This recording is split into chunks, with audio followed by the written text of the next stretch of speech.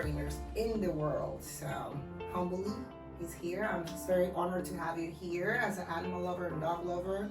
And I do know that you love pit bulls and bullies, so we have that in common. Well, thanks for the opportunity. Followed you for a long time, and we have some mutual friends in common, and it's cool to always put a face to Facebook, right? So yes, it's true. You feel like you know people from social media, like you're like interacting with their lives, and you watch their timeline, and it's always cool to meet people. Right. So I do appreciate the introduction. I can't accept that crown, but I'm chasing that person to be the best. So. Dog training's been a passion of mine for a very, very long time.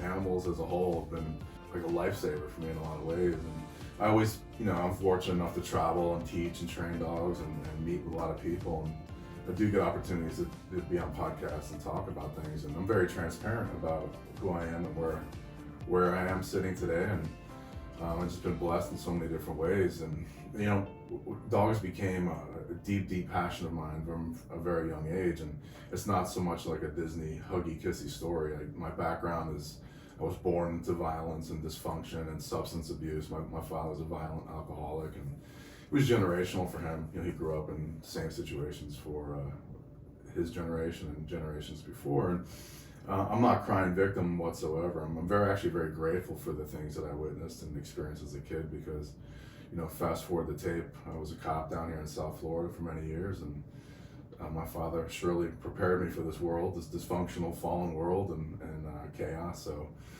but for me, dogs and actually horses were my first love, and that was my safety net because, I just learned early on that people were dangerous. They had ulterior motives and super manipulative, and although dogs are manipulative as well, but they're not secretive about their manipulation. Right, they're loyal. They're loyal.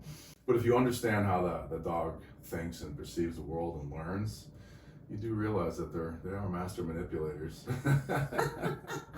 The puppy eyes. Yes, for sure, they get us. But they're really brilliant creatures. And what's so cool about a relationship with a dog is that there's no other relationship like it with an animal. I mean, God created this relationship between humans and dogs, and there's no creature on earth that studies, reads, analyzes, and cohabitates with a human like a dog.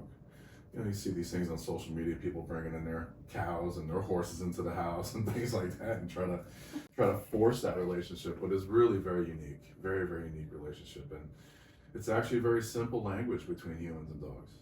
It's I think a lot of times we overcomplicate that communication process and that interaction we have with that creature, and it's the sexy long-term word is called anthropomorphism, which simply means we project human emotion and needs into a creature that doesn't exhibit those emotions and needs. They absolutely have emotions and needs, but not the same as a human. And that's always the biggest disconnect between human and dog, is that as brilliant as they are, and the fact that we are living with them and we cohabitate, we share our lives with them, we just have this understanding or this belief that dogs will just understand what we mean.